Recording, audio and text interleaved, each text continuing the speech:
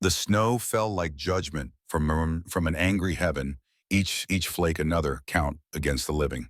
Emma Reynolds hunched over the steering wheel of the '74 Ford Bronco, its engine growling against the Colorado winter, as if it too was determined to defy the storm.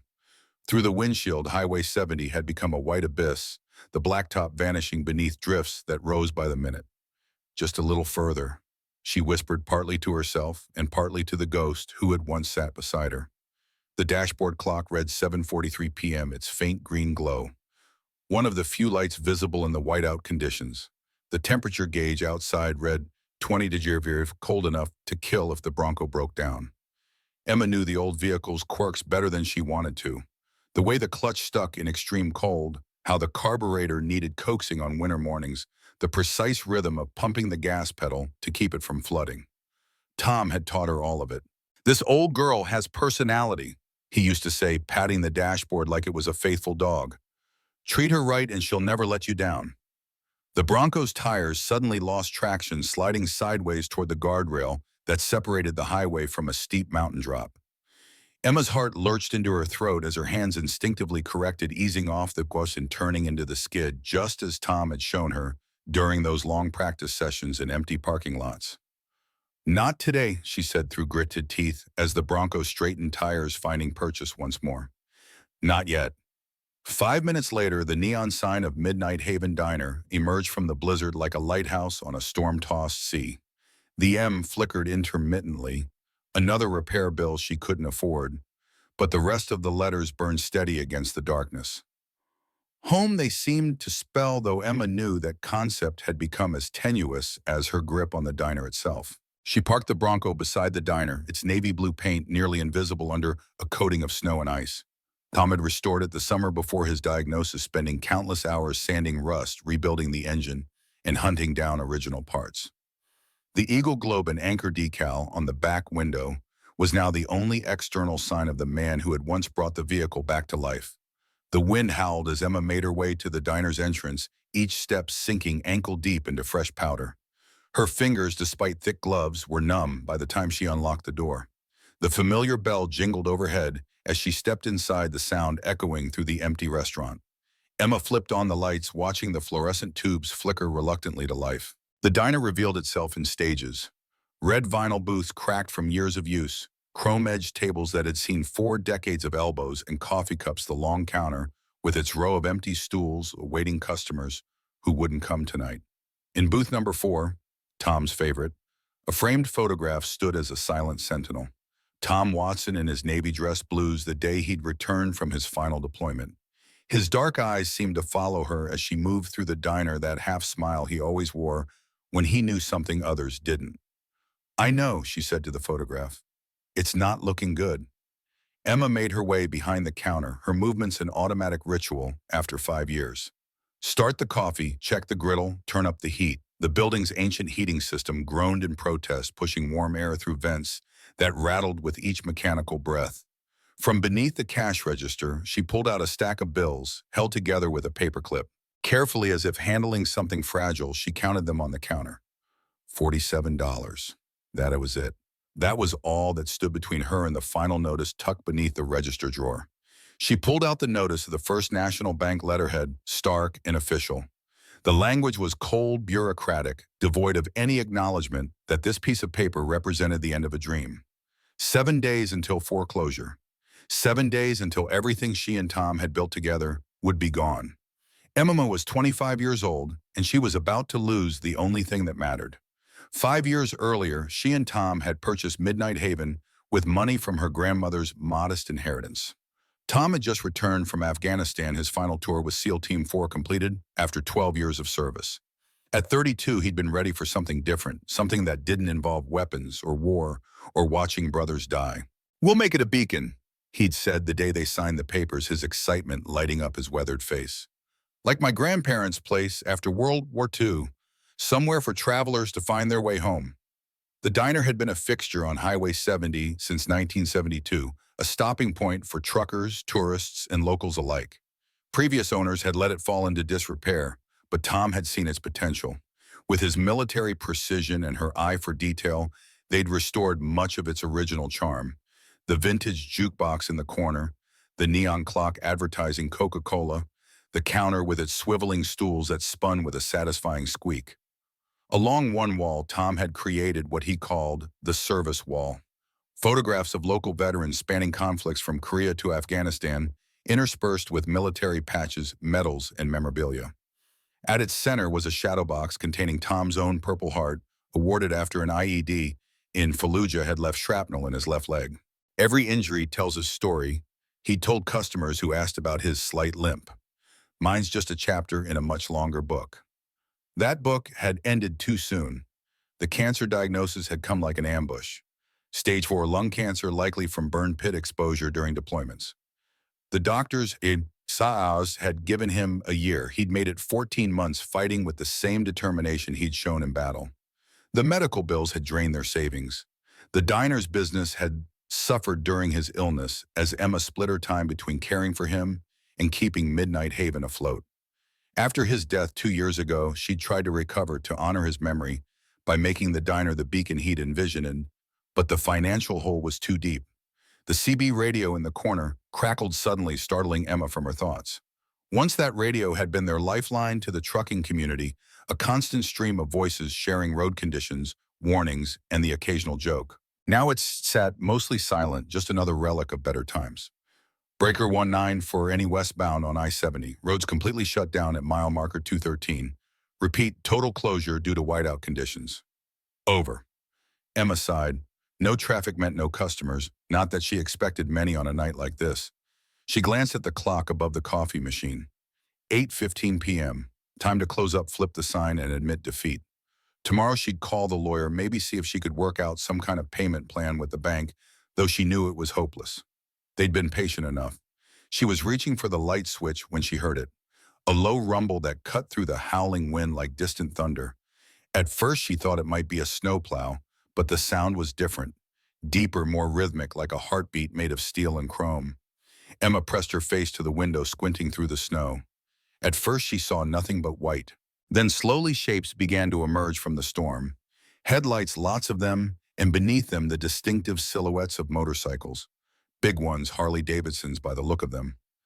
The rumble grew louder as the bikes approached their engines, revving against the wind. Emma counted 15 machines in total, all riding in tight formation, despite the treacherous conditions. As they pulled into the diner's parking lot, their headlights swept across the windows like searchlights, filling the empty dining room with harsh white light. Emma stepped back from the window, her heart pounding. She'd heard stories about motorcycle clubs, seen them in movies, but she'd never actually encountered one. These men, and they were all men she could tell, even through their heavy winter gear, looked like something out of a nightmare. Leather jackets, boots, helmets that hid their faces. They moved with the confidence of people who weren't used to being told no. The lead rider dismounted first, a tall man with broad shoulders who seemed to command the others without saying a word. He looked toward the diner, and Emma could feel his gaze even through the window. Slowly, deliberately, he began walking toward the front door. Emma's hand hovered over the light switch. She could turn off the lights, lock the door, pretend the diner was closed. These men wouldn't know the difference. They'd probably just move on, find somewhere else to wait out the storm. Somewhere that wasn't her problem. But as the man approached the door, Tom's voice echoed in her memory. Never judge someone by how they look, Em. Judge them by how they act when they think no one's watching. The man reached the door and paused, his gloved hand hovering over the handle. Through the glass, Emma could see his face clearly now. He was older than she'd expected, maybe mid-50s, with gray streaking his dark hair at the temples. A neatly trimmed salt and pepper beard framed a face weathered by years on the road. His eyes, sharp and assessing, took in the diner's interior in one sweeping glance before settling on her. He knocked 3 times, the sound somehow both respectful and urgent. Emma looked back at the 47 on the counter, then at the foreclosure notice, then at the man waiting in the storm. Tom's voice echoed again. A beacon for travelers. A home away from home. She walked to the door and turned the lock. The moment Emma opened the door, the full force of the storm hit her like a physical blow. Snow swirled into the diner, and the temperature dropped 20 degrees in seconds. The man standing on her threshold was covered head to toe in ice and snow, his leather jacket frozen stiff, his beard white with frost. Ma'am, he said, his voice rough from the cold and probably decades of cigarettes. I know this is an imposition, but we've been riding for 10 hours straight. The highway's completely shut down about 10 miles back, and we're not going to make it much further in this weather. Emma's heart hammered against her ribs. Every instinct screamed at her to close the door, to lock it, to call the police. These men looked like they could tear her diner apart with their bare hands, and probably had done worse to people who'd crossed them. The patches on their jackets weren't decorations. They were warnings, but then she saw something that gave her pause. Despite their intimidating appearance, they stood respectfully in the snow waiting for her answer. None of them pushed forward or tried to force their way in. The leader kept his hands visible, his posture non-threatening despite his size. How many of you are there? Emma asked, already knowing the answer but needing to hear it. 15, the man replied. I'm Nathan Parker. We're part of the Thunder Ridge chapter, heading back from a memorial service down in Denver. We've got cash for food and coffee, and we won't cause any trouble. We just need somewhere warm to wait out the storm. Emma looked past Nathan at the group of men removing their helmets. They were a terrifying sight. Beards, tattoos, scars that told stories of violence and hard living. Hands that looked like they could crush bone. Faces that had seen the wrong side of too many fights. But she also saw something else. Exhaustion that went bone deep, the kind that came from fighting the elements for hours on end.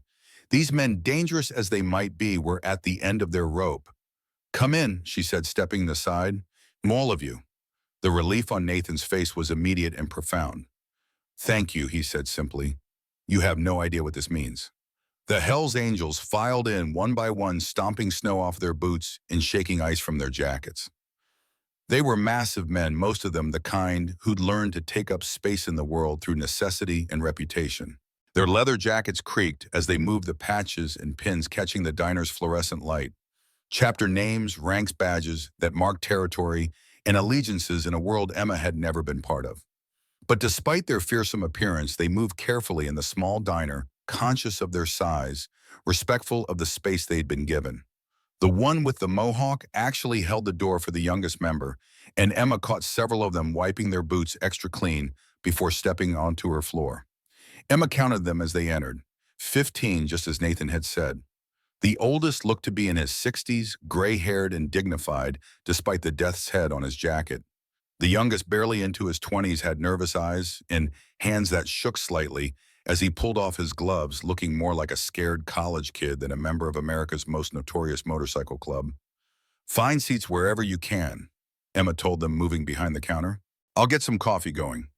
The men settled into the booths and counter stools, with obvious gratitude, their frozen leather creaking as they moved.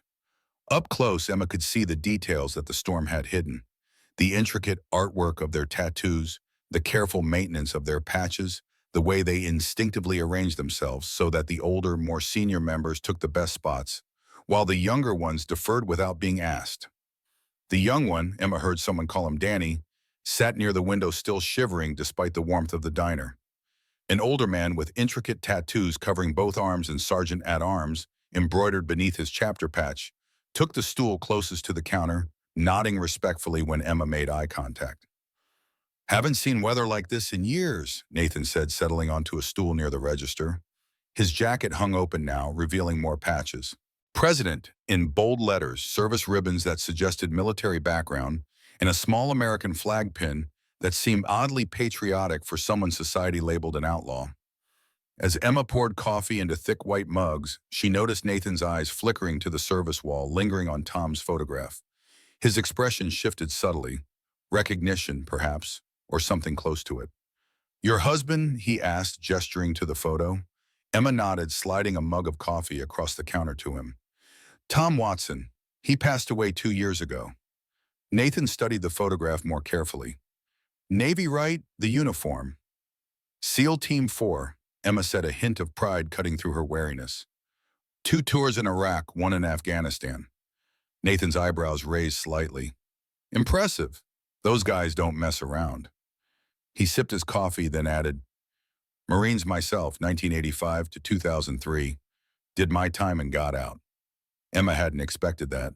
She looked at Nathan with new eyes, seeing past the leather and patches to something else. the military bearing the way he carried himself, the quiet authority. A lot of us served, Nathan continued, noticing her surprise. Marcus over there was USMC as well. Carlos did Army Rangers. Pete was Air Force. Tom would have liked that, Emma said softly. He always had a soft spot for veterans, no matter what branch. Nathan's eyes moved to the Purple Heart in its shadow box. Afghanistan. Fallujah, 2004. IED took out their Humvee. He lost 2 friends. Nathan nodded, understanding, without needing more details. His eyes then moved to the foreclosure notice sticking out from under the register, and Emma realized her attempt at discretion had failed. His expression softened with understanding. "How long do you have?" he asked quietly. 7 days. Emma admitted, the words falling out of her mouth before she could stop them. "But that's my problem, not yours." "The hell it is," Nathan said. "You opened your door to us when you didn't have to. You fed us when you couldn't afford to. That makes it our problem, too." Emma shook her head. "I appreciate the sentiment, but there's nothing you can do. I'm behind on 3 months of payments, and the bank's not interested in sad stories." Nathan was quiet for a moment, his weathered hands wrapped around his coffee mug. Then he looked up at her with eyes that seemed to see straight through her defenses. "Tell me about this place," he said. "How long have you owned it?" 5 years, Emma replied. "Tom and I bought it with my grandmother's inheritance. It was his dream, a place where travelers could find a hot meal and a friendly face no matter what time of night they rolled in." "Sounds like he was a good man." "The best," Emma said, her voice catching slightly. "Cancer took him 2 years ago. I've been trying to keep the place running, but—" She gestured helplessly at the empty diner, the flickering lights, the general air of barely controlled decay. "But it's hard to run a business on memories and good intentions," Nathan finished. "Something like that." Nathan was quiet again, and Emma could see him thinking, weighing options she couldn't guess at. Finally, he spoke. "What if I told you that you've helped more people than you know? What if I told you that this place, your kindness, has probably saved lives?" Emma frowned. "I'm not sure what you mean." 5 years is a long time, Nathan said. "A lot of travelers pass through this stretch of highway. A lot of people in trouble looking for help. You remember all of them." Emma shook her head. "There have been thousands." "But you helped them all, didn't you? Hot coffee, a warm meal, maybe a kind word when they needed it most." "I tried to," Emma said. "Tom always said we were supposed to be a light for people. A beacon, you know? Someone who'd leave the porch light on for travelers." Nathan smiled, and there was something almost secretive about it. "A beacon," he repeated. "Yeah, that's exactly what you are." Before Emma could ask what he meant, a commotion arose from one of the booths. Pete was shaking Danny awake, his voice urgent but gentle. "Kid, wake up. You're having a nightmare." Danny jerked upright, his eyes wild and unfocused. For a moment, he looked around the diner like he couldn't remember where he was. Then recognition dawned, and his shoulders sagged with relief. "Sorry," he mumbled. "Bad dreams. They come and go." "Want to talk about it?" Pete asked, settling back into his seat across from the younger man. Danny shook his head, but after a moment he spoke anyway. "It's always the same dream. I'm lost on some dark highway. My bike's broken down and there's nowhere to go. No lights, no help, just endless darkness." He looked around the warm diner at the faces of his fellow riders, at Emma behind the counter. "But then I wake up and I'm here, and it's okay." Emma felt something shift in her chest, a recognition she couldn't quite name. How many people had sat in these same booths, found comfort in this same warm light? How many travelers had been lost and cold and desperate only to find refuge in the unlikely beacon she and Tom had built on this forgotten stretch of mountain highway? She looked at Nathan, who was watching her with that same knowing smile. "What aren't you telling me?" she asked. "Nothing you won't figure out soon enough," he replied. "But right now we need to focus on practical matters. You said the bank wanted 3 months of back payments. How much?" 15,000, she admitted reluctantly, plus late fees and legal costs. "It's probably closer to 15,000 total." Nathan whistled low. "That's serious money." "More than I'll ever have," Emma said. "Look, I appreciate what you're trying to do, but seeing $15,000 isn't the kind of thing you find in couch cushions. This place is finished, and maybe that's okay. Maybe it's time." "No," Nathan said, his voice sharp enough to cut through her resignation. It's not time, not for a place like this, not for a woman like you. He stood up, fishing his cell phone out of his pocket. I'm going to make some calls. And Emma, she looked up at him, surprised by the intensity in his voice. Don't you dare give up yet. This story isn't over. As Nathan walked toward the front door, presumably to get better cell reception, Emma found herself staring after him. She didn't understand what was happening, didn't know what kind of calls he intended to make, or what difference they could possibly make.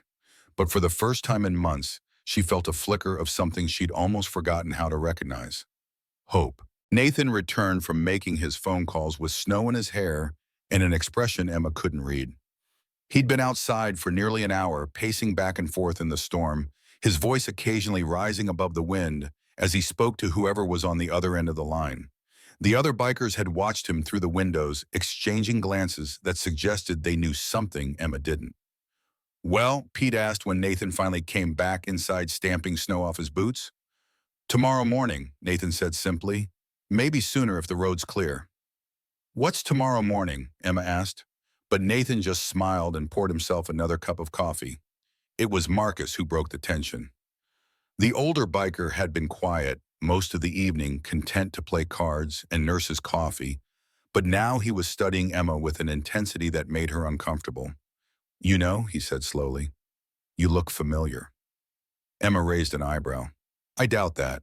I don't get out much these days. No, I'm serious. Marcus sat down his cards and really looked at her. His head tilted slightly as if trying to remember something important. How long did you say you've been running this place? 5 years.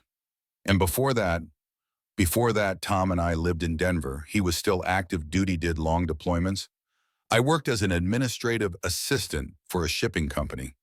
Marcus snapped his fingers suddenly so loudly that several of the other bikers looked up. That's it, Tommy Patterson. Emma frowned. I'm sorry I don't. Big guy, red beard, drove for Western Mountain Transport. Marcus was getting excited now, his voice rising. This would have been maybe 3-4 years ago.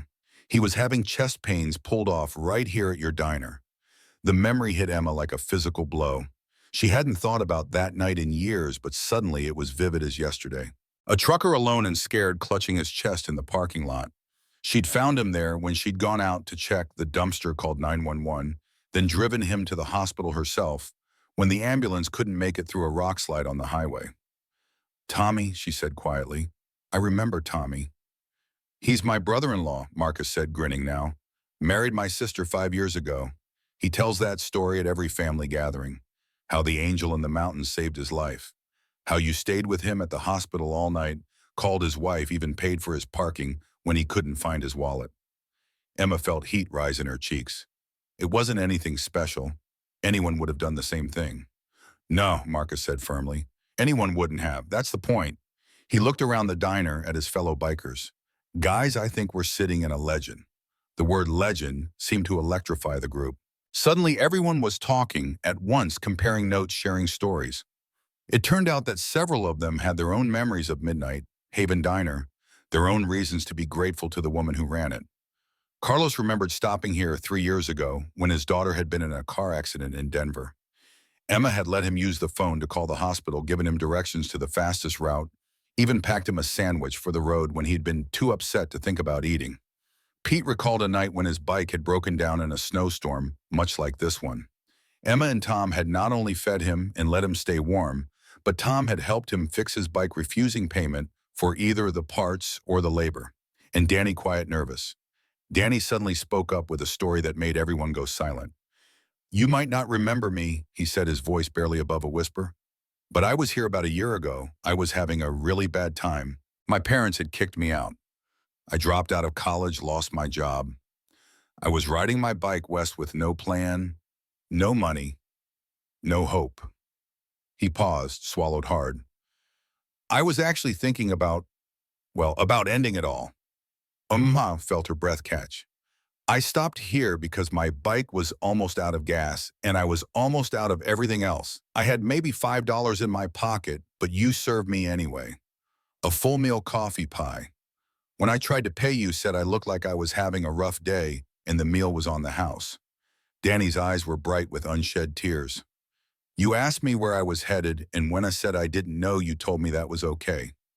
Sometimes not knowing where you're going is the first step to finding where you belong. Then you gave me a business card for a friend of yours in Salt Lake City, said he might have work for someone willing to learn. Emma remembered now. A skinny kid with hollow eyes and a motorcycle that sounded like it was held together with prayer and duct tape. She'd seen that look before, the look of someone who'd given up on tomorrow. That job changed my life, Danny continued. And the man who hired me, he became like a father to me. Helped me get back in school, introduced me to these guys. He gestured around the table at his fellow bikers. You saved my life that day, Emma. Not just by feeding me, but by reminding me that there were still good people in the world. People who cared about strangers. The diner fell silent except for the wind outside and the soft hum of the coffee machine. Emma stood frozen behind the counter, overwhelmed by the weight of these revelations. She'd helped people over the years, sure, but she'd never thought of it as anything extraordinary.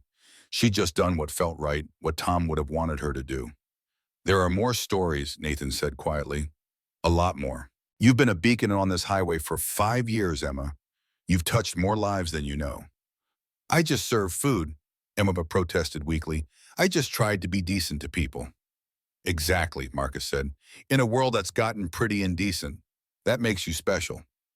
Emma sank onto a stool behind the counter, her legs suddenly unsteady. She thought about all the faces that had passed through this diner over the years. Truckers, travelers, families on vacation, people running from something or towards something else. She'd fed them all, listened to their stories, offered what comfort she could. It had never occurred to her that she was doing anything remarkable. The calls I made tonight, Nathan said, they were to people like Tommy Patterson. People who remember this place, who remember you. People who owe you a debt they've never been able to repay. You don't owe me anything, Emma said. That's where you're wrong, Nathan replied. And tomorrow morning you're going to understand just how wrong. As if summoned by his words, new lights appeared outside the windows. Not the single headlight of motorcycles this time, but the dual beams of cars and trucks cutting through the storm like stars breaking through clouds. Nathan looked out the window and smiled. Or maybe tonight. Emma moved to the window, watching in amazement as vehicles began pulling into the parking lot. A pickup truck with Wyoming plates, a sedan from Utah, a semi-truck with Colorado markings. Within minutes, the small parking lot was filling up with vehicles, their occupants climbing out into the storm and hurrying toward the diner's front door. What's happening? Emma whispered, turning to Nathan. The motorcycle club president's eyes gleamed in the diner's fluorescent light. Remember when I said this story wasn't over? Well, this is just the beginning. The bell above the door jingled as it swung open. A massive man with a flaming red beard stepped inside, stomping snow from his boots. His eyes found Emma immediately, and his face split into a grin so wide it seemed to take up half his face. Emma Reynolds, he boomed, arms spreading wide. You beautiful angel, Tommy Patterson. In case you don't remember. You saved my worthless hide 3 years ago, and I've been looking for a chance to return the favor ever since. As Tommy enveloped her in a bear hug that lifted her off her feet, Emma's eyes met Nathan's over the trucker's shoulder. The Hells Angels president nodded once, a silent promise in his eyes. This story wasn't over. Not by a long shot. By dawn, Midnight Haven Diner looked nothing like the quiet, struggling establishment of the previous evening. The parking lot, which had been empty save for Emma's Bronco, now overflowed with vehicles. Pickup trucks bearing license plates from 5 different states. 18-wheelers with company logos partially obscured by snow, and of course the 15 Harley-Davidsons belonging to Nathan's Thunder Ridge chapter, arranged in a neat row like sentinels standing guard. Inside, every booth was filled, every stool occupied. The air hummed with conversation, punctuated by the occasional burst of laughter or the clink of silverware against plates. The ancient jukebox in the corner, which hadn't worked properly in months, now played Johnny Cash's I've Been Everywhere, after someone had performed what Emma could only describe as mechanical magic on its inner workings. Emma moved through the crowded diner in a daze, accepting hugs from leather-clad men whose faces triggered forgotten memories, and from truckers who clasped her hands in their massive palms, thanking her for acts of kindness she barely remembered. Their stories washed over her like waves, each one connecting to another, weaving a tapestry of lives touched during her 5 years behind the counter. I still can't believe this, she murmured to Nathan, who was coordinating the controlled chaos with the efficiency of a battlefield commander. When word got out through the network that Nathan Parker's chapter was stranded at Emma Reynolds' place, said Marcus, the tattooed sergeant at arms, every trucker and rider within 300 miles started moving. The Angel of Highway 70 isn't just a legend among bikers. Truckers know that name too. Emma looked around in amazement. She recognized patches from different Hells Angels chapters. Denver, Phoenix, Salt Lake City. Men who normally wouldn't be caught dead in the same state were sharing coffee and stories at her counter. Tommy Patterson had brought 5 fellow truckers from his company, all of them ordering the most expensive items on the menu and leaving tips that made Emma's eyes widen. But how did they even get here? Emma asked, gesturing to the window where snow still fell, though less heavily than the night before. The highway was completely closed. Nathan's eyes crinkled at the corners. Hell's Angels have been finding ways around roadblocks since 1948, Emma. As for the truckers, he nodded toward Tommy, who was holding court in a corner booth. Those guys know every back road and fire trail in the Rockies. Some things are more important than official road closures. As Emma refilled coffee cups, she noticed Danny deep in conversation with a heavy-set trucker named Mac. The young biker was animated, his earlier nervousness replaced by earnest engagement. Emma caught fragments of their conversation, something about community college programs and commercial driver's licenses. Kids looking for direction? Nathan said, noticing her attention. Mac runs a driver training program for veterans. Not that Danny served, but Mac makes exceptions for special cases. He doesn't really seem like Hell's Angels material, Emma observed quietly. Nathan's expression softened. Not everyone who rides with us fits the stereotype, Emma. Danny's brother was one of ours, died in a crash 2 years ago. We look after our own, even the ones who don't quite fit. Family isn't always about blood. The bell above the door jingled, drawing Emma's attention. A tall, distinguished-looking man in his 60s entered, brushing snow from his overcoat. His silver hair was immaculately styled, his leather shoes clearly expensive despite being inappropriate for the weather. The Hells Angels nearest the door straightened imperceptibly, their posture shifting from relaxed to alert in an instant. "Who's that?" Emma whispered to Nathan. "Big Mike Henderson." Nathan replied, his voice taken on a tone of respect. "President of the Oakland chapter. Founding member. Legend in his own right." Big Mike surveyed the crowded diner, his eyes eventually finding Nathan. A silent communication passed between them before the older man made his way to the counter. "Nathan," he said, his voice a gravelly bass that carried authority without raising its volume. "Good to see you above ground." "Likewise, old man," Nathan replied with a familiarity that suggested years of history. "Thought the snow might keep you in Denver." Big Mike scoffed. "Takes more than a little powder to stop me." His eyes shifted to Emma and his weathered face softened. "So this is her, the Angel." Nathan nodded. "Emma Reynolds. Emma, this is Michael Henderson." Big Mike extended a hand across the counter. His grip was firm but careful, as if conscious of his own strength. 23 years ago, he said, his voice surprisingly gentle for such a massive man, "You found me passed out in your parking lot. Hypothermia. You called the ambulance, rode with me to the hospital, even called my old lady to let her know I was alive." Emma stared at him, the memory slowly coming back. A younger man barely conscious, his bike broken down in a snowstorm. The hospital staff had been reluctant to treat him until Emma had insisted, staying by his side until they relented. "That was before Tom and I owned the place," she said. "I was just helping out the previous owners for extra cash while Tom was deployed." "Doesn't matter," Big Mike said firmly. "You saved my life that night. Hell's Angels don't forget debts like that." Before Emma could respond, the door jingled again. This time the figure that entered made her blood run cold. Charles Blackwood stood in the doorway, his tailored overcoat dusted with snow, his thin lips pressed into a disapproving line as he surveyed the crowded diner. Behind him loomed the broad shoulders of Sheriff Jim Hawkins, looking distinctly uncomfortable. "Ms. Reynolds," Blackwood said, his voice cutting through the conversation like a blade. "I see you've found some interesting clientele." The diner fell silent, the atmosphere shifting from warm camaraderie to tense anticipation in an instant. Nathan stepped forward, positioning himself subtly between Emma and the newcomers. "Can I help you, gentlemen?" Emma asked, her voice steadier than she felt. Blackwood pulled a leather portfolio from inside his coat. I thought I'd save you the trouble of coming into the bank, given the weather and your situation.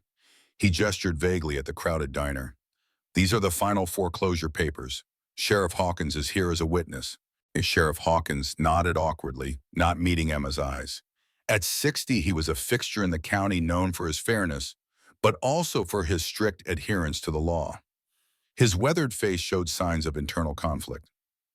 Bit premature, isn't it? Nathan asked, his voice deceptively casual. I thought Ms. Reynolds had a week. Blackwood's eyes narrowed as he assessed Nathan taking in the Hells Angels patch on his leather vest. The bank has decided to accelerate the process given certain developments. What developments? Emma demanded. Horizon Development has finalized their purchase agreement. Blackwood said, a hint of smugness creeping into his tone. They're prepared to break ground on the new shopping center as soon as the property is cleared. The mayor and town council have already approved the permits. Horizon Development, Nathan repeated. That would be your son's company, correct? Blackwood's surprise was visible but quickly masked. Richard's company, yes. How did we do our homework? Nathan said simply, especially when it involves people trying to take something that matters to us. The tension in the room ratcheted up another notch. Several Hells Angels had risen from their seats, not making any threatening moves but clearly positioning themselves strategically around the diner. Tommy Patterson and his fellow truckers formed another improvised perimeter. Sheriff Hawkins noticed his hand drifting instinctively toward his holstered weapon. Now there's no need for this to get ugly, Hawkins said, his voice carrying the weight of decades of diffusing tense situations. Mr. Blackwood is just doing his job, same as me. And what exactly is your job today, Sheriff? Big Mike asked, his massive frame now beside Nathan's. Helping to shut down a place that's served this community for half a century. Hawkins shifted uncomfortably. I'm just here to keep the peace and witness the service of papers. That's all. Then you might want to witness this, came a new voice from the door. Everyone turned. A man in his early 30s stood in the entrance, snow melting on his shoulders. He wore a Colorado State Police uniform, and his eyes sharp and assessing immediately found the sheriff. Sergeant Davis, Hawkins acknowledged, surprise evident in his voice. What brings you up from Denver? Actually, it's Lieutenant now, Davis replied, stepping fully into the diner. And I'm here because I got a call about Highway 70 being mysteriously open despite the statewide closure order. Blackwood waved this away impatiently. That hardly seems relevant to... I'm not finished, Davis cut him off. I'm also here because 5 years ago I was stationed in this county as a rookie, and one night I responded to a call about a suicidal veteran at a rest stop 5 miles from here. The lieutenant's eyes found Emma. When I arrived, I found Tom Watson, your husband, ma'am, talking to the man. Calm as could be, sharing coffee from a thermos, just listening. By the time I approached, the man had surrendered his weapon and agreed to get help. Davis turned back to the sheriff and Blackwood. Tom told me later that was the third veteran that month he'd talked down. Said it was his mission after leaving the service, being a lighthouse for those lost at sea. The diner had gone completely silent. Even the jukebox seemed to hold its breath between songs. Now, Davis continued, I'm not here to interfere with bank business, but I am here to inform you that Highway 70 remains officially closed for another 24 hours minimum. Which means... He glanced around the diner, a small smile playing at his lips. All these fine people are technically stranded, and this establishment is providing emergency shelter under Colorado state law. Sheriff Hawkins' expression shifted from confusion to understanding, and finally to something like relief. Well, he said, turning to Blackwood, seems like the foreclosure papers will have to wait until the road officially reopens. Can't very well shut down emergency shelter during a state-declared emergency. Blackwood's face flushed with anger. This is preposterous. These people clearly weren't stranded. They arrived here deliberately. Can you prove that? Davis asked mildly. Because I've got about 50 witnesses who'll swear they were caught in whiteout conditions and sought emergency shelter at the nearest establishment. The banker sputtered, looking around at the impassive faces surrounding him. Finally, he shoved the portfolio back into his coat. This changes nothing, he snapped at Emma. It just delays the inevitable. Enjoy your extra day. With that, he turned on his heel and stalked out into the snow. Sheriff Hawkins lingered, looking uncertain. Emma, he said finally, for what it's worth, I'm sorry about all this. Tom was a good man. The sheriff hesitated, then continued in a lower voice. He helped my boy when he came back from Afghanistan. Nightmares couldn't sleep. Tom would sit with him for hours at that corner booth just talking. Never told anyone about it, not even me, until after Tom passed. Emma felt her throat tighten. He never mentioned it. He wouldn't, Hawkins said. That wasn't his way. The sheriff nodded to the room at large, then followed Blackwood out the door. As conversation slowly resumed, Nathan placed a hand on Emma's shoulder. You okay? Emma nodded, though in truth she felt overwhelmed. In the space of 12 hours, her quiet, failing diner had become the epicenter of something she couldn't quite comprehend. A gathering of strangers united by nothing except their connection to her and Tom. A coalition of outcasts and misfits standing against the bank, the developers, the inexorable march of progress. I don't understand what's happening, she admitted. Why all these people care so much about one small diner on a forgotten stretch of highway. Nathan guided her to a quiet corner away from the main crowd. Let me tell you something about lighthouses, Emma. They don't just guide ships home. They warn of danger. They stand as proof that someone cared enough to build them to keep them lit to make sure no one else crashes against the rocks. He gestured around the diner. Every person here has their own story about this place, about you and Tom. For some, it was a hot meal when they were broke. For others, a kind word when they were lost. For a few, like Danny over there, it was the difference between life and death. Emma watched as Danny laughed at something Max said, his young face transformed by genuine joy. Places like this, people like you and Tom. Nathan continued, they're rare, Emma, getting rarer every day. The world's getting colder, harder. Corporations buying up mom-and-pop places, replacing them with chains where no one knows your name or gives a damn about your problems. He turned to face her directly. What's happening here is people recognizing something worth saving. Something that saved them first. Before Emma could respond, the door opened again. This time the newcomer was a woman in her early 60s, bundled against the cold, but radiating a warmth that seemed to defy the winter. Her silver-streaked hair was pulled back in a practical bun, and she carried 2 large canvas bags that appeared heavy. Clara, Emma breathed, recognizing the owner of the bakery in the nearby town. Clara beamed, making her way through the crowded diner to Emma. Heard you were having a bit of a situation, she said, setting down her bags. Brought some reinforcements. She opened the bags to reveal loaves of fresh bread, pastries, and several containers of soup. How did you, Emma began. Tommy Patterson stopped by on his way here, Clara explained. Told me what was happening. I closed the shop and started baking. She looked around at the packed diner. Looks like I should have brought more. This is perfect, Emma said, hugging the older woman tightly. Thank you. As Clara joined the volunteers behind the counter, more locals began to arrive. The hardware store owner brought coffee makers to supplement the diner's ancient machine. The high school football coach and 3 of his players showed up with cases of bottled water and soda. Even Mrs. Abernathy, the retired librarian known for her disapproving scowl, appeared with a box of books, for those who might want something to read during their stay. By noon, Midnight Haven had transformed into something between a community center and a war room.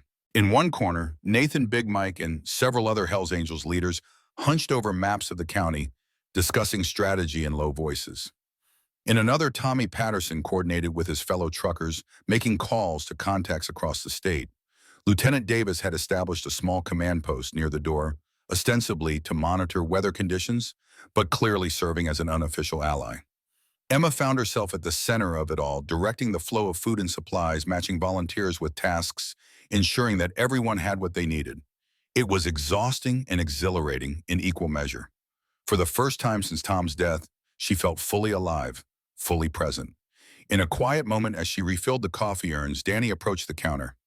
The young biker had shed his leather vest, revealing a faded Metallica t-shirt that made him look even younger. Hey, he said, fidgeting slightly. I just wanted to say thanks again. For everything. Emma smiled. You don't have to keep thanking me, Danny. I know, but... He hesitated. I talked to Mac about that driver training program. He says I might be a good fit. Says they need young guys who understand both sides. The road and what it's like to feel lost. That sounds perfect for you, Emma said, sincerely. Danny nodded, his eyes bright with something new. Purpose, perhaps, or hope. I needed them. I never thought I'd find my thing. After my brother died, I just sort of drifted, joined the Angels because it was what he would have wanted, but I never really fit. And now I think maybe I can honor him by finding my own way. He glanced over at Mac, then back to Emma. That's what you did for me that night a year ago. You showed me it was okay to find my own path. Before Emma could respond, Nathan's voice cut through the general buzz of conversation. Everyone, can I have your attention for a minute? The diner quieted as Nathan moved to the center of the room. He stood tall, his military bearing evident in his straight posture and confident stance. First, I want to thank everyone who's come out today. Your support means more than you know. He nodded to various groups around the room, the Hells Angels, the truckers, the locals. What we're seeing here is community in its purest form, people coming together to protect something that matters. Nathan turned to Emma. Emma Reynolds and her late husband, Tom, created more than just a diner here. They created a sanctuary, a place where the lost could be found, where the hungry could be fed, where the lonely could find connection. For 5 years, they've been a beacon on this highway, guiding travelers home. Murmurs of agreement rippled through the crowd. Now that beacon is in danger, Nathan continued. Corporate interests want to tear it down, replace it with yet another soulless strip mall. They see land and potential profit. They don't see the lives that have been saved within these walls. He reached into his jacket and pulled out a rolled paper. I'd like to share something with you all, something Tom Watson was working on before he passed away. Emma frowned, moving closer as Nathan unrolled what appeared to be architectural plans. Tom called it Project Lighthouse, Nathan said, spreading the papers on a cleared table. His vision for expanding Midnight Haven into something more, a proper haven for veterans and travelers alike. Emma gasped softly as she recognized her husband's neat handwriting, his precise drawings. She'd never seen these plans before. Tom must have been working on them in secret during his illness. The design showed Midnight Haven at its core, preserved in its vintage glory, but surrounded by new structures. A small motel with modest rooms, a garage for vehicle repairs, a common area with resources for veterans, computers, a small library, meeting spaces. Tom shared these plans with several veterans who passed through, Nathan explained, asking for input, refining the concept. He was building a network, gathering support, but time ran out before he could bring it to fruition. Emma traced her fingers over Tom's handwriting, tears welling in her eyes. I had no idea, she whispered. He never told me. He wanted to surprise you, came a voice from the crowd. A man in his 50s stepped forward, his Salt Lake City Hells Angels patch visible on his vest. I'm Steve Mercer. Tom and I served together briefly in Iraq.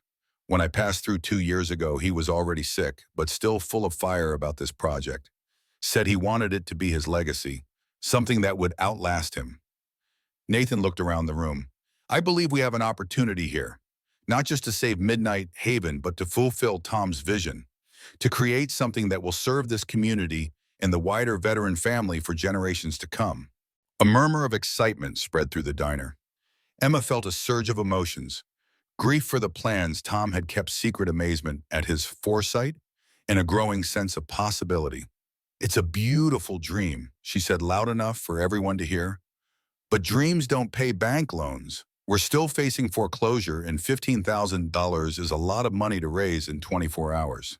Big Mike stepped forward, his massive presence commanding attention. Hells Angels Oakland chapter pledges $5,000, he announced without preamble. Considerate payment of a long overdue debt. Nathan nodded. Thunder Ridge matches that. $5,000. Denver chapter adds $3,000, called another voice. Salt Lake City puts in $2,000, Steve Mercer added. Tommy Patterson stepped into the center of the circle.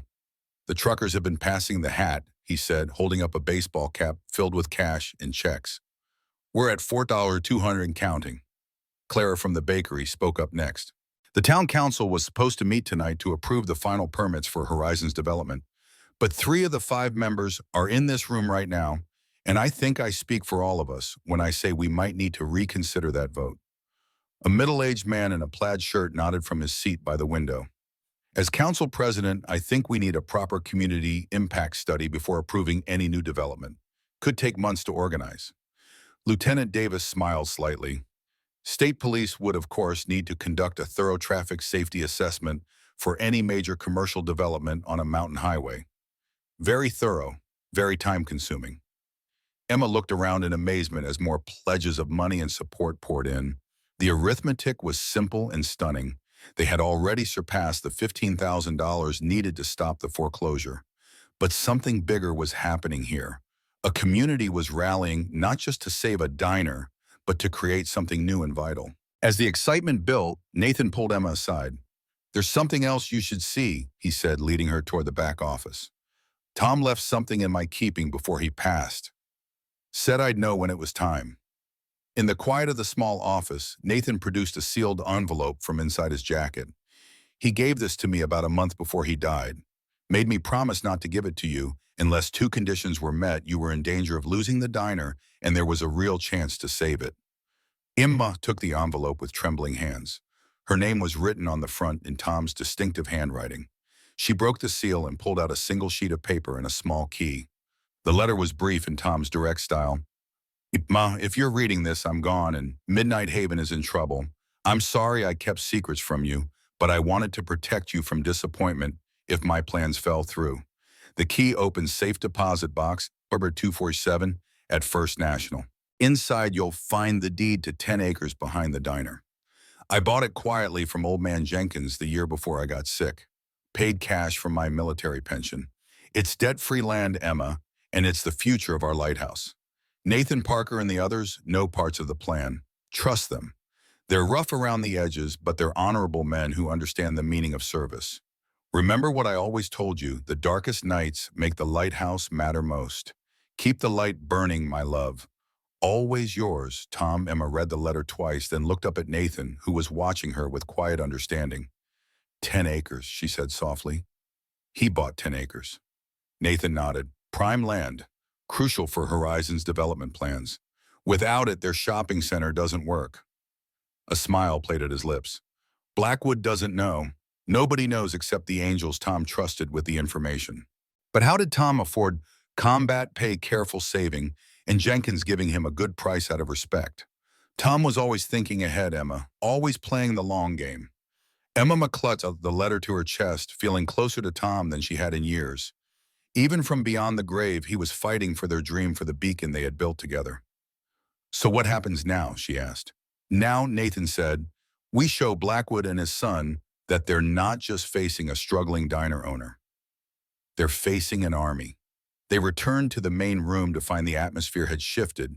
The excitement had given way to a focused determination as people organized into groups, each tackling different aspects of the challenge ahead. Danny and several younger bikers were setting up a social media campaign using the diner's Wi-Fi. Clara and other locals were planning a community meeting for that evening. Tommy Patterson was coordinating with truckers across 3 states to spread the word about Midnight Haven's fight. Emma stood in the center of it all, Tom's letter still clutched in her hand, watching as strangers became allies, as a movement took shape around a vision her husband had planted like a seed before his death. Nathan stepped onto a chair, whistling sharply to get everyone's attention. "Listen up," he called. "We've got the money to stop the foreclosure, but that's just the first step. Tom Watson had a bigger vision, and now it's our job to make it real." He gestured to Emma. "Emma has something to share with you all." All eyes turned to her. For a moment, Emma felt overwhelmed by the attention, by the responsibility, by the sheer improbability of the situation. 24 hours ago, she had been alone in a failing diner, counting out her last $47. Now she stood at the center of a growing movement, holding the key to a future she hadn't dared imagine. She took a deep breath and held up the letter. "My husband left me a letter," she began, her voice gaining strength with each word, "and a key to a safe deposit box containing the deed to 10 acres behind the diner. Land that Horizon Development needs for their shopping center.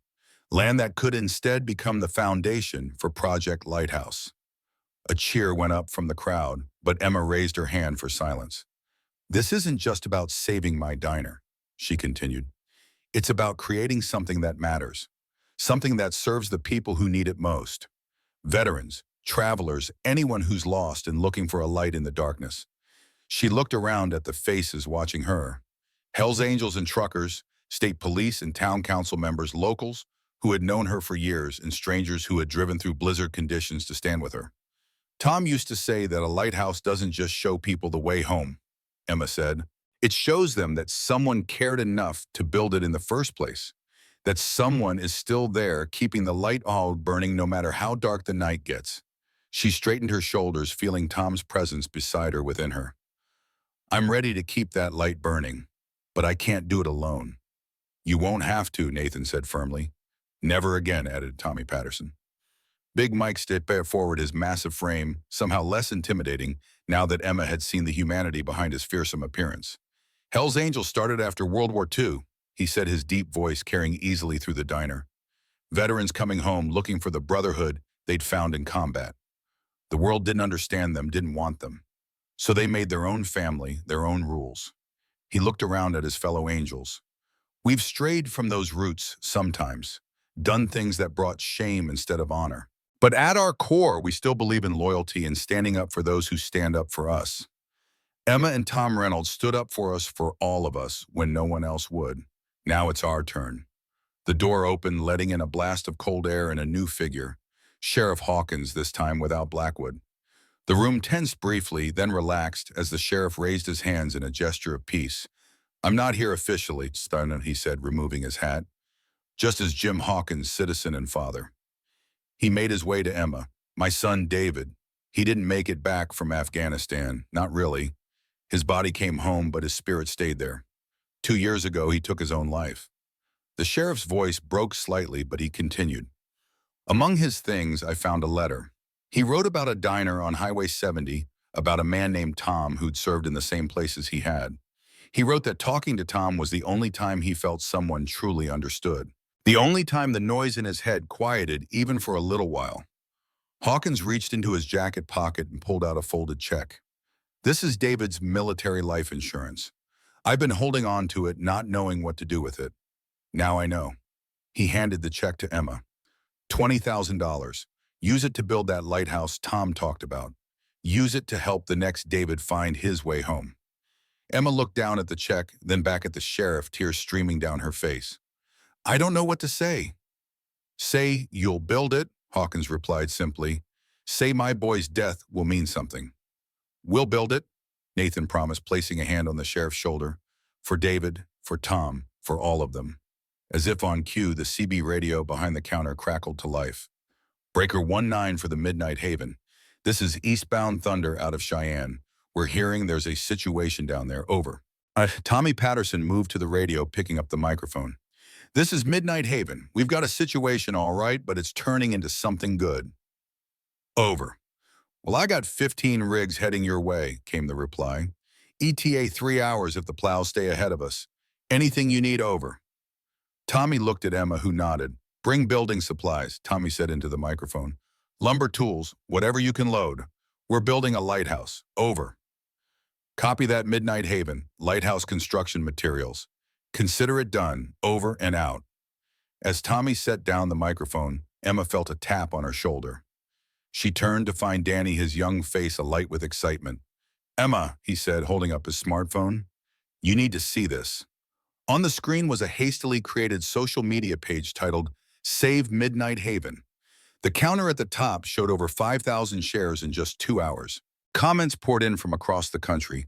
Veterans, truckers, bikers, ordinary travelers is sharing stories of the diner, of Tom and Emma, of moments of kindness that had changed their lives. Tom Watson talked me through the worst panic attack of my life in 2019. He knew exactly what to say because he'd been there. Emma gave me and my kids a free meal when our car broke down in 2001. Wouldn't take a dime even though I offered. The Reynolds saved my marriage. Tom saw me crying in my truck, bought me coffee, listened for hours, gave me the courage to go home and fight for what mattered. The stories went on, a digital avalanche of gratitude and support. Emma scrolled through them, recognizing some names, surprised by others, overwhelmed by the sheer volume of lives they had touched without even realizing it. It's going viral, Danny said proudly. We're trending in 3 states already. Before Emma could respond, Lieutenant Davis appeared at her side. Ms. Reynolds, he said, his official tone belied by the warmth in his eyes. I've just received word that the governor's office has taken an interest in your situation. Apparently, the First Lady stopped here once during a campaign tour and remembers the excellent pie. He handed her his phone open to an email. The governor is declaring Midnight Haven an essential cultural landmark under state preservation statutes. It's a temporary designation, but it buys us another 60 days minimum before any action can be taken against the property. Emma stared at the phone, then at the crowded diner, then at the social media feed still scrolling with stories and support. The situation had escalated beyond anything she could have imagined, gathering momentum like an avalanche. "This is really happening, isn't it?" she asked Nathan, who had materialized beside her. "It's really happening," he confirmed. "The question is, are you ready for it? This isn't just about saving a diner anymore. This is about building something bigger, something that will change lives. It won't be easy." Emma thought about the letter in her partican, about the land Tom had secretly purchased, about the plans he'd drawn up in his final months. She thought about the parade of faces that had passed through Midnight Haven over the years, the lost, the lonely, the broken, and how many of them had found something here that they couldn't find anywhere else. She thought about Danny's near suicide, about Sheriff Hawkins' son, who hadn't made it, about all the others balanced on that same knife edge, who might yet be saved by a warm meal, a kind word, a light in the darkness. "I'm ready," she said, her voice firm with newfound resolve. "For Tom, for all of them." Nathan nodded, satisfaction evident in his weathered face.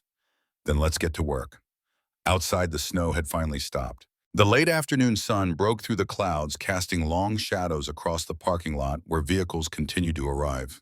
Trucks loaded with supplies, cars filled with volunteers, motorcycles carrying Hell's Angels from chapters as far away as California.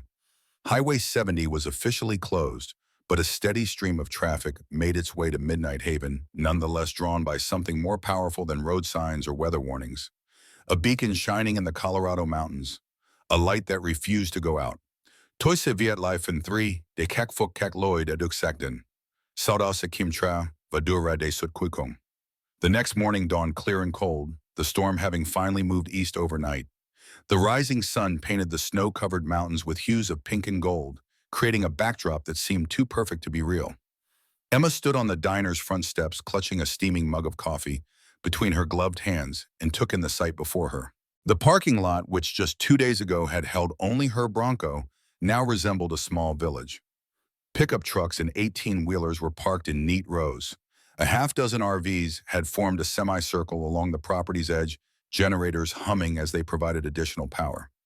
Motorcycles, at least 50 of them now, stood in formation near the diner's entrance, their chrome gleaming in the morning light. Between the vehicles, people moved with purpose. Hell's Angels members worked alongside local contractors, unloading lumber and building supplies from the trucks that had arrived through the night. A group of veterans, identifiable by their military caps and jackets, had set up a field kitchen to supplement the diner's overworked facilities. Volunteers from the nearby town were setting up tables, distributing coffee, and coordinating the growing operation with military precision. "Quite a sight, isn't it?" Emma turned to find Nathan beside her, his breath fogging in the cold air. He looked tired but energized, a man in his element, despite having barely slept. "I never imagined anything like this," Emma admitted. "2 days ago, I was ready to give up. Now you're leading an army," Nathan finished with a smile. "Tom would be proud." Emma nodded, emotion tightening her throat. He always believed in people, in their capacity for good, even when evidence suggested otherwise. "That's why he connected so well with vets and bikers," Nathan said. "We're used to being judged by our worst moments, our roughest edges." Tom saw past all that. A commotion at the edge of the property drew their attention. A black SUV had pulled up, and Charles Blackwood emerged, accompanied by a younger man in an expensive overcoat. Even from a distance, the family resemblance was clear. The same sharp features and confident bearing, though the younger man's face lacked the hardened lines of bitterness that characterized his father.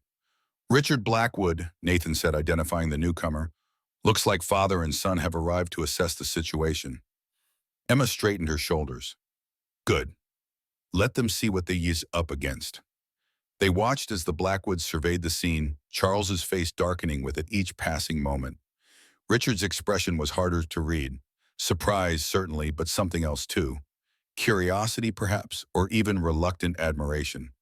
Big Mike spotted the visitors and moved to intercept them, his massive frame somehow managing to look both intimidating and diplomatic. Words were exchanged, gestures made toward the diner. Finally, Big Mike pointed in Emma and Nathan's direction. Looks like we're about to have company, Nathan observed. Emma nodded, setting down her coffee mug. Time to find out if we're building a lighthouse or preparing for war.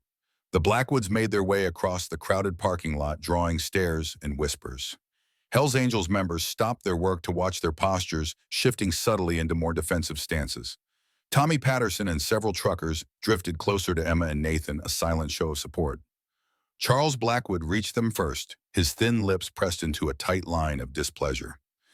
"Ms. Reynolds," he said coolly, "I see you have decided to turn a simple business matter into a circus." "Not a circus, Mr. Blackwood," Emma replied calmly. "A community. Whatever you call it, it changes nothing. Your loan is still in default. The bank's position remains the same." Richard Blackwood stepped forward, then extending his hand to Emma.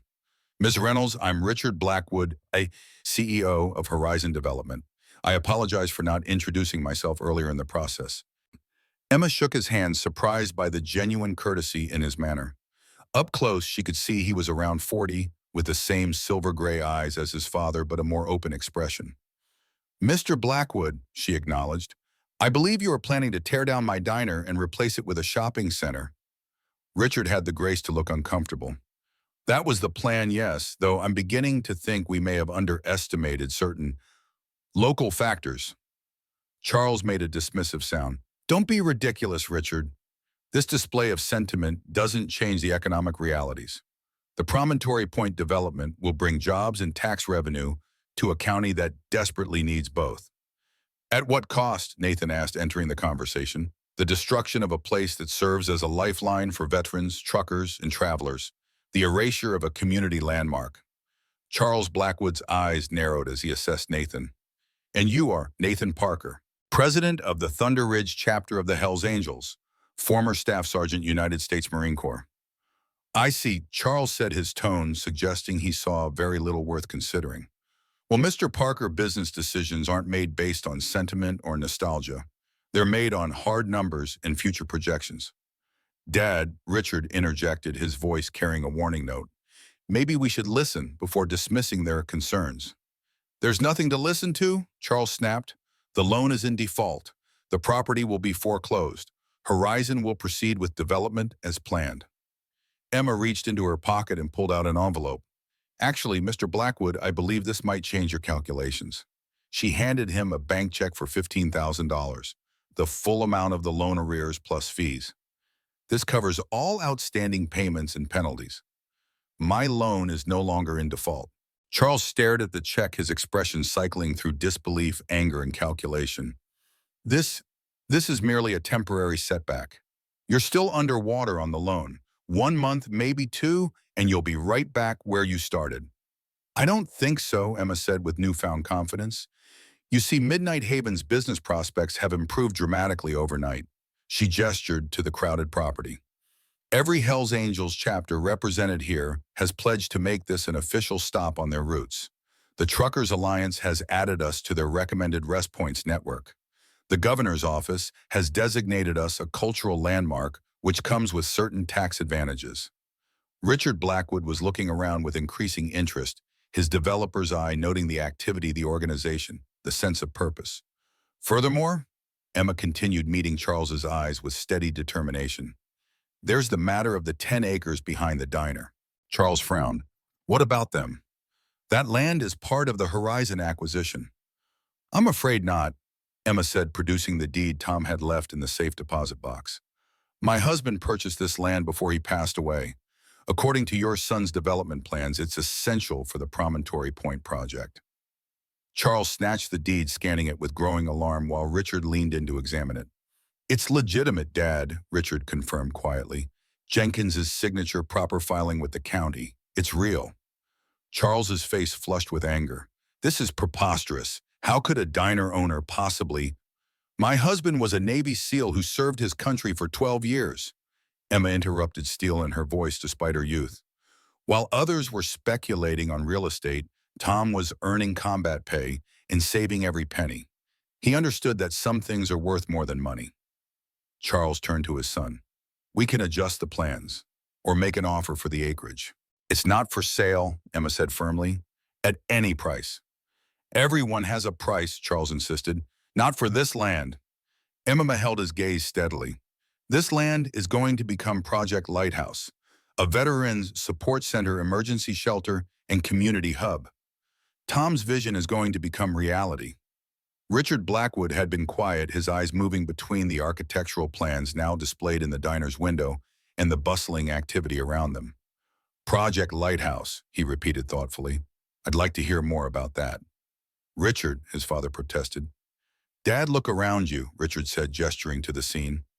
This isn't just some stubborn landowner clinging to the past.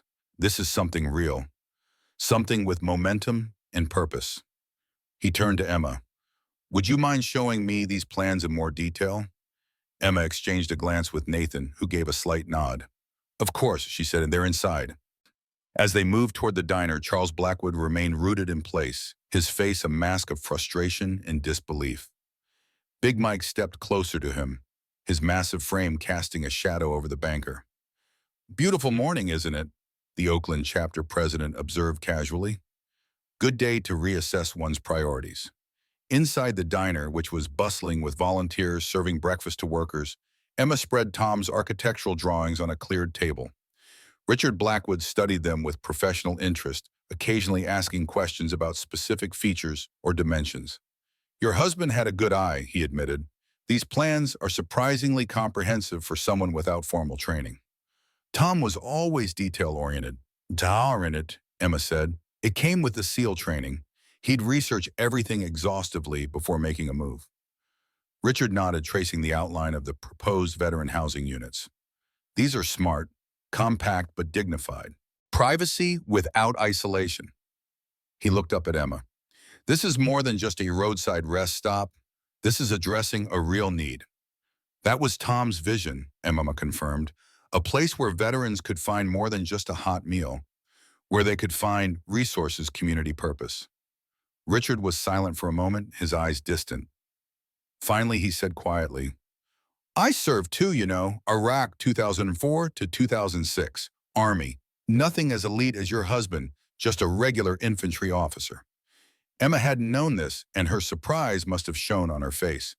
I don't talk about it much, Richard continued, especially around my father. He never understood why I enlisted instead of going straight to business school, called it a wasteful detour. That's why Tom's memorial service meant so much to us, Nathan said, appearing beside them.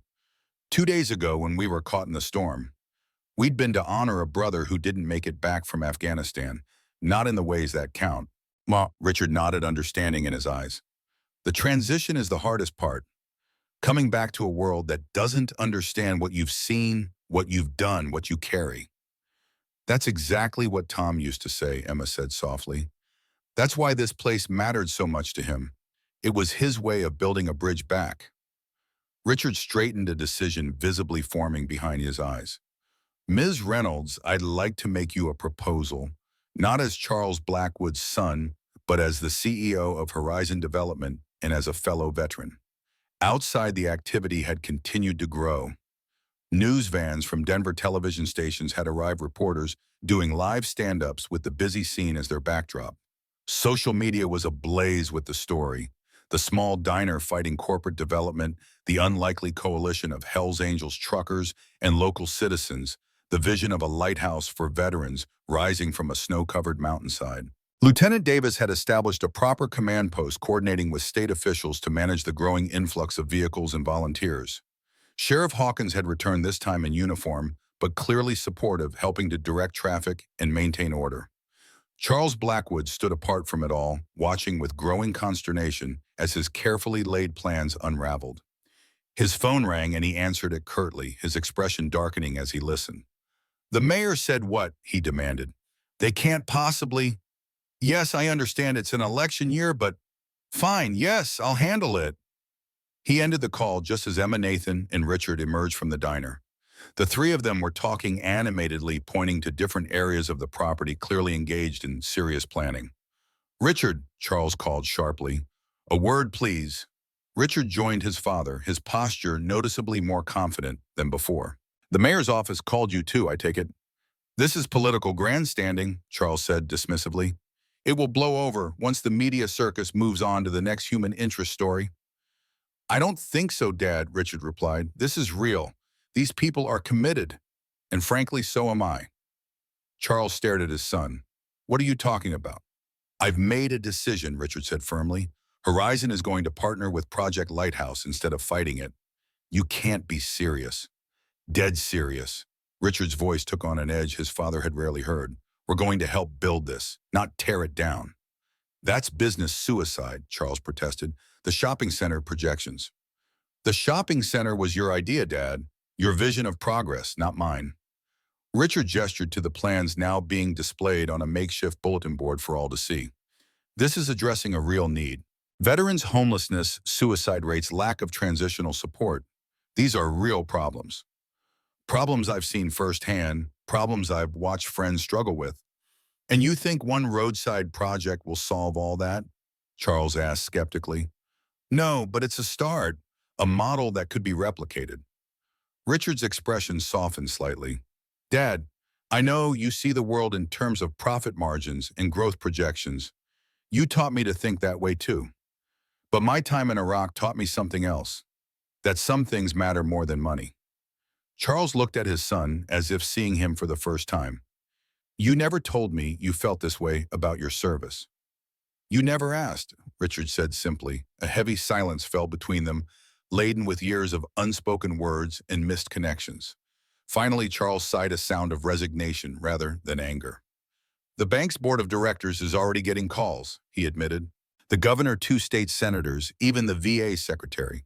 This story is gaining traction nationally. Then maybe it's time to reassess which side of history you want to be on, Richard suggested. Charles studied his son's face, then looked past him to where Emma stood with Nathan, a young woman of 25, somehow rallying an army around her late husband's dream.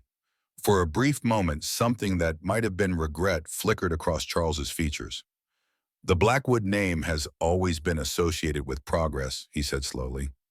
Perhaps it's time we reconsidered what progress truly means. Richard's eyebrows rose in surprise. Dad, I'm not making any promises, Charles cautioned, but I need to make some calls, different calls than I planned. As Charles walked back to his SUV, Emma approached Richard. Everything okay?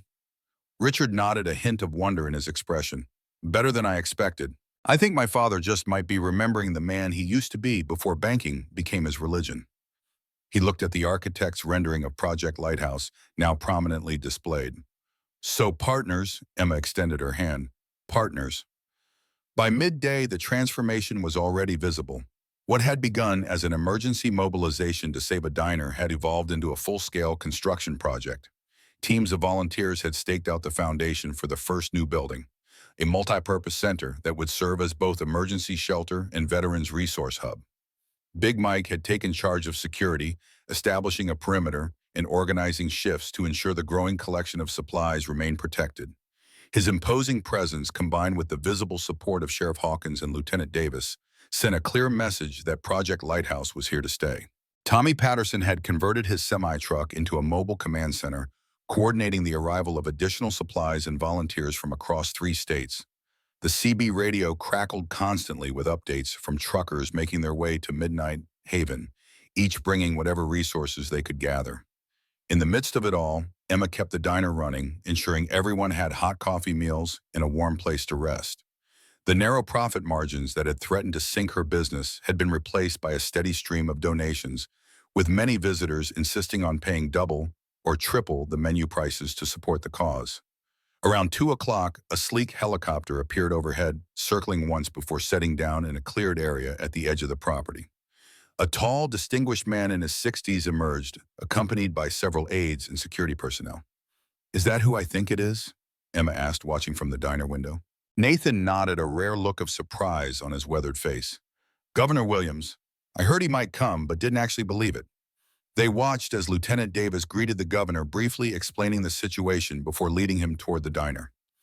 Emma smoothed her apron nervously, suddenly aware of her disheveled appearance after nearly 48 hours of nonstop activity. You look fine, Nathan assured her. Remember, he's here to see you, not the other way around. The bell above the door jingled as Governor Williams entered, removing his hat as he crossed the threshold. The diner fell momentarily silent before conversations resumed at a more subdued volume. Ms. Reynolds, the governor said, extending his hand. James Williams, I understand you've started quite a movement here. Emma shook his hand firmly. It started itself, Governor.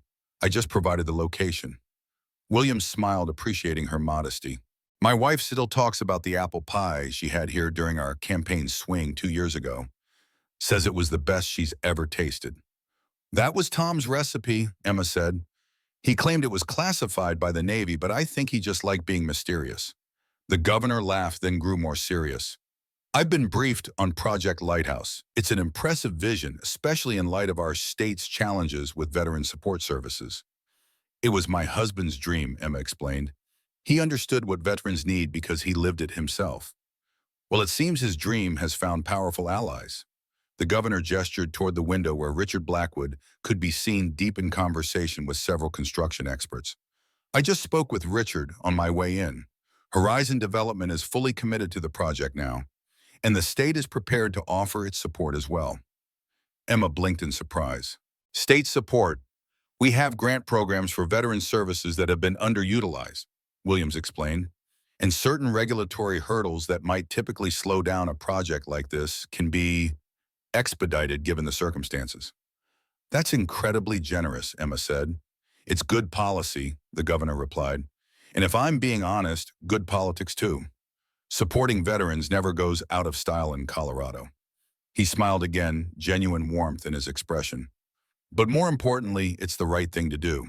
Tom Watson wasn't the only veteran who found a hard road home. But maybe thanks to what you're building here, he'll be among the last to face that journey alone. The governor's visit, brief as it was, catalyzed another surge of activity. State officials arrived to offer technical assistance with permits and regulations. Architects volunteered to refine and expand Tom's original plans. Construction companies donated equipment and expertise. By late afternoon, Emma found herself standing on a small rise overlooking the property, trying to absorb the magnitude of what was happening. The diner, once a lonely outpost on a forgotten stretch of highway, now sat at the center of a bustling hive of activity that stretched across all 10 acres of Tom's secret land purchase. Nathan joined her, offering a fresh cup of coffee. Penny, for your thoughts. Emma accepted the coffee gratefully. I was just thinking about how quickly life can change. 3 days ago, I was counting out my last $47 and preparing to lose everything. Now you're changing the world, Nathan finished. Or at least a small corner of it. It doesn't seem real, Emma admitted. Part of me is waiting to wake up and find it was all a dream. Not a dream, Nathan assured her. Though I admit even for Hell's Angels, this is an unusual situation. We're more accustomed to being run out of towns than being welcomed as partners in community development. Emma smiled. Tom always said appearances could be deceiving, that the roughest-looking people often had the softest hearts. Your husband was a wise man. They stood in companionable silence, watching as the day's work continued below. Foundation markers were being placed for the first new buildings. A temporary stage had been erected for an impromptu benefit concert scheduled for that evening. Media crews circulated through the growing encampment, capturing stories and images that would soon spread across the nation. You know, Nathan said after a while, in lighthouse keeping, there's a tradition of the keeper passing the light to the next generation, ensuring the flame never goes out no matter what storms come. Emma nodded, understanding where he was going. Tom passed the light to me. And now you're passing it to all of us, Nathan said. Not letting it go, but sharing it, making it stronger. The sentiment touched Emma deeply. She had spent 2 years after Tom's death, feeling as though she was merely preserving what they had built together, clinging to a past that was slipping away. Now she saw that she hadn't been preserving the past at all. She had been preparing for this moment, this expansion, this evolution of their shared dream into something neither of them could have imagined alone. The sun was beginning to set, painting the snow-covered landscape in shades of orange and purple. As if on cue, lights began to come on across the property. Work lights for the construction areas, the neon sign of the diner glowing brightly, and hundreds of smaller lights as volunteers set up for the evening's activities. Look, Nathan said softly, pointing to the highway. Emma turned and felt her breath catch. A line of vehicles stretched as far as she could see, their headlights forming a river of light flowing toward Midnight Haven. Cars, trucks, motorcycles. A convoy of support winding its way through the mountains. CB Chatter says there's over 100 vehicles in that line, Nathan explained. Word has spread. People are coming from all over. Veterans, families, ordinary folks who just want to be part of something good. As darkness fell completely, the lights of Midnight Haven shone even brighter, visible for miles across the darkened landscape. A beacon just as Tom had envisioned. A lighthouse guiding travelers home. Diha. 1 year later, Emma stood in the exact same spot, marveling at the transformation below. Where once there had been only a small diner facing foreclosure, a thriving complex now spread across the property. The diner itself remained at the heart of it all, preserved in its vintage glory, but now surrounded by purpose-built structures that fulfilled every aspect of Tom's vision. The Veteran Resource Center, a modern building designed to evoke a naval vessel with its clean lines and porthole-like windows, housed counseling services, job placement assistance, and educational programs. Next to it, a row of small but dignified transitional housing units provided temporary homes for veterans working to reestablish their lives.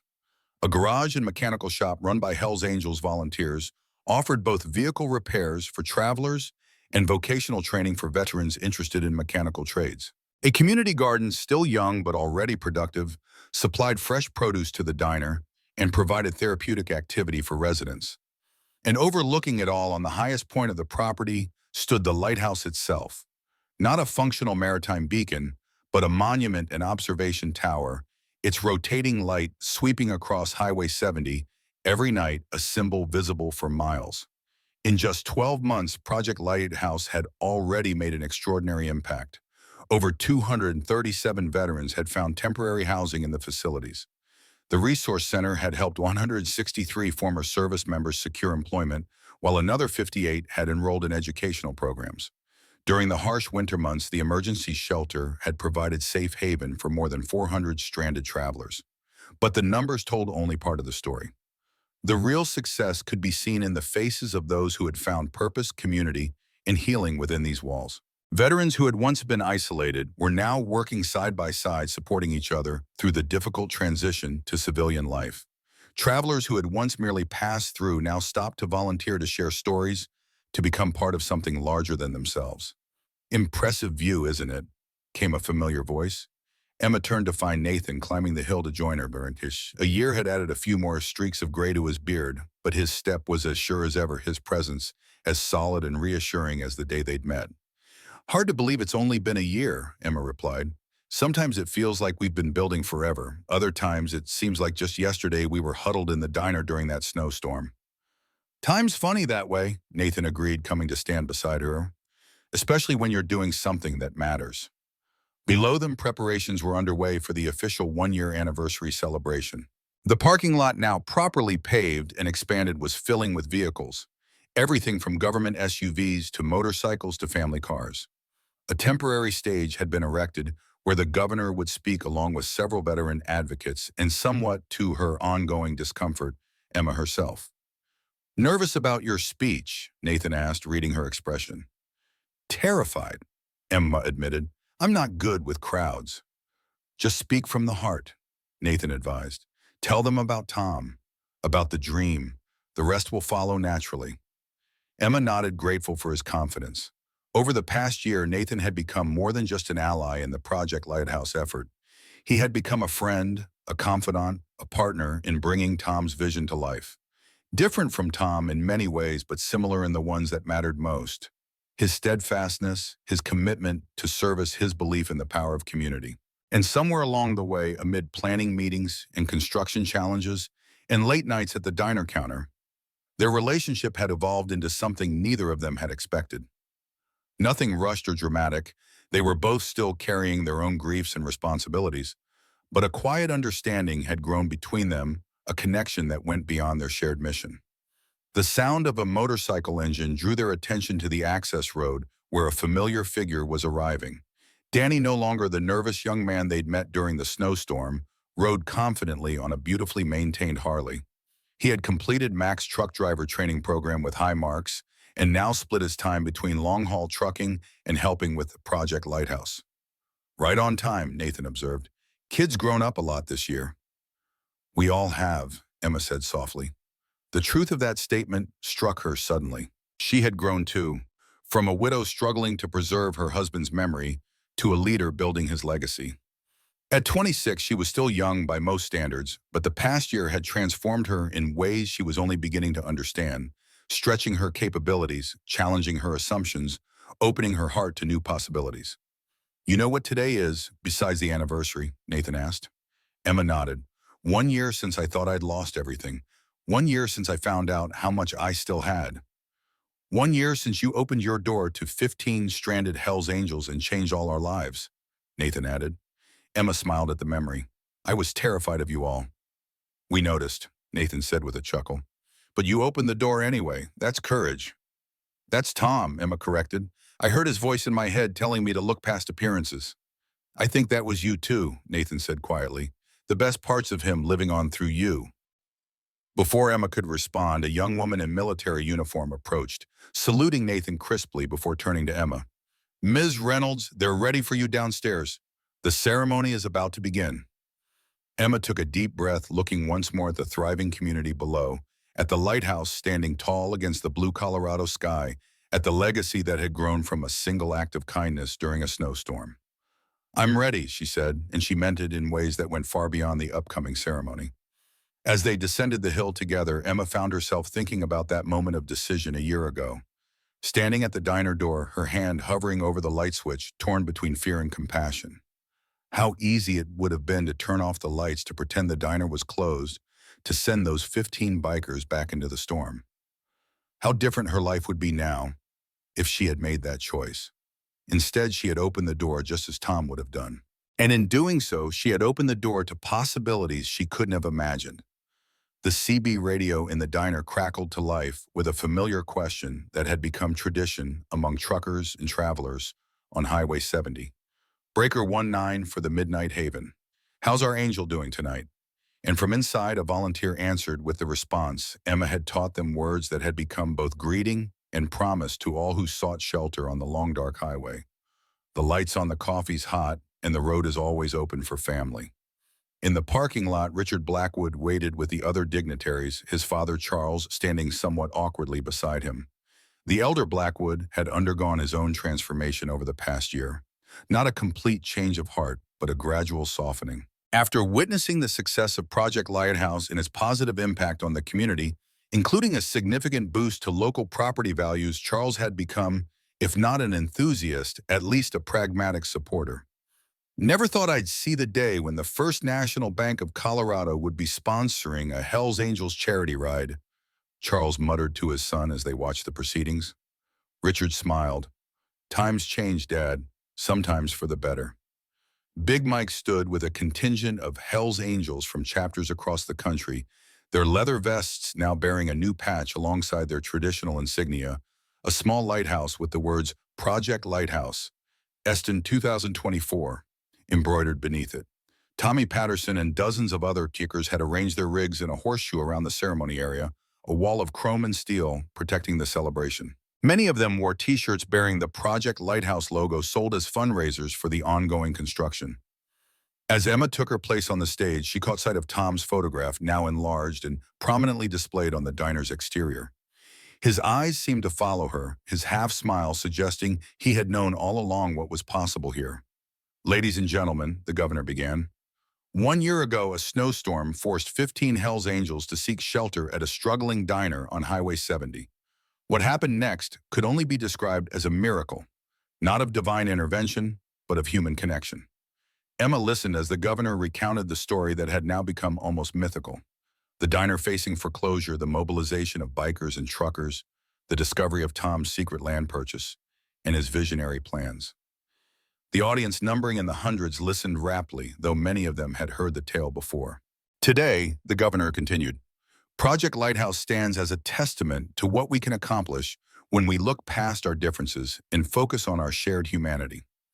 In its first year, this facility has provided temporary housing to over 200 homeless veterans, connected 150 veterans with employment opportunities, and served as an emergency shelter during 3 major weather events." Applause rippled through the crowd. Emma saw Danny wiping away a tear, and she knew he was thinking of his own journey over the past year, from lost young man to purposeful adult. But statistics tell only part of the story, the governor said. The true impact of Project Lighthouse can be measured in lives transformed in hope, restored in community, rebuilt. And none of it would have been possible without the vision of one Navy SEAL who dreamed of a better way to serve his fellow veterans and the courage of one woman who refused to let that dream die. The governor turned to Emma. Miss Reynolds, would you like to say a few words? Emma stepped to the microphone, her heart pounding. She had prepared a speech, but as she looked out at the assembled crowd, Hell's Angels and truckers, veterans and volunteers, media and politicians, she set her notes aside. A year ago, she began, her voice gaining strength with each word. I thought Midnight Haven was just a diner, a business, a building. I was wrong. She gestured to the complex surrounding them. What Tom understood, what all of you helped me see, is that Midnight Haven was never about the building.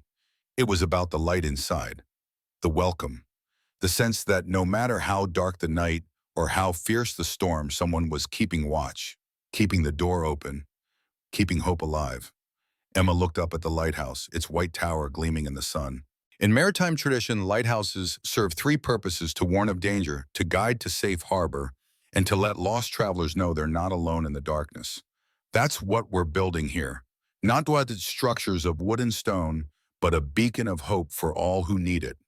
Her eyes found Nathan in the crowd, solid and supportive as always. She found Danny standing tall and proud in his trucker's jacket. She found Big Mike, the fearsome Hells Angels leader, who had become one of Project Lighthouse's most devoted advocates. Tom used to say that the darkest nights make the lighthouse matter most, Emma continued. I think what he meant was that it's in our most difficult moments, as individuals and as a society, that acts of kindness and community matter the most. That's what Project Lighthouse represents. Not just services for veterans, not just shelter for travelers, but a commitment to keeping the light burning no matter how dark the night gets. She paused, feeling Tom's presence beside her, within her. 1 year ago, 15 Hells Angels knocked on my door during a snowstorm. I was afraid. I was alone. I was about to lose everything I cared about. But I opened that door anyway because my husband had taught me that the most important thing we can do in this life is keep the light burning for others.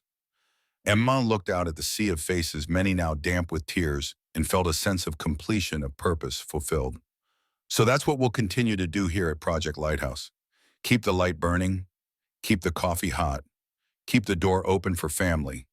Not just family by blood, but family by choice, by circumstance, by shared humanity. As applause erupted, Emma stepped back from the microphone, her heart full. The project would continue to grow, to evolve, to face new challenges and opportunities. But in this moment, surrounded by the community that had formed from a single act of kindness during a snowstorm, Emma knew with absolute certainty that Tom's dream, their dream, was alive and thriving. The light would continue to burn, guiding travelers home for generations to come. And that was a legacy worth building, one day at a time, one life at a time, one beacon in the darkness at a time. As the ceremony concluded and the celebration began in earnest, Emma made her way back to the diner. She slipped behind the counter, pouring coffee with the same care she had shown on that snowy night a year before, when 15 unexpected guests had changed her life forever. Through the window, she could see the parking lot filled with motorcycles, the riders mingling with truckers, veterans, politicians, and ordinary citizens. Different worlds colliding, connecting, creating something new and vital. She moved to booth number 4, Tom's favorite spot, and sat down for a quiet moment. His photograph watched over her from the wall, and she touched it gently. We did it, Tom, she whispered. We built your lighthouse. The bell above the door jingled as Nathan entered, followed by Danny and Big Mike. The three men paused, giving her a moment of privacy before joining her at the booth. Hell of a speech, Emma, Big Mike rumbled approvingly. Tom would have been proud, Nathan added, his hand finding hers beneath the table. Danny, still emotional, simply nodded his agreement. Emma looked at these men, once strangers now family, and thought about the strange and wonderful journey that had brought them together. A snowstorm, a desperate situation, and a simple choice to open a door rather than turn away. Last night I had a dream, she told them. I was standing at the diner door, my hand on the light switch, about to turn it off, when those 15 motorcycles pulled up. But in the dream, I could see everything that would happen if I opened that door. All of this, all of you, everything we've built together? And did you still open it? Danny asked. Emma smiled, in a heartbeat. Outside, the celebration continued as the sun began its descent toward the western mountains. Soon darkness would fall, and the lighthouse would shine its beams sweeping across Highway 70, a promise and an invitation to all who traveled the long dark road. A beacon, a harbor, a home.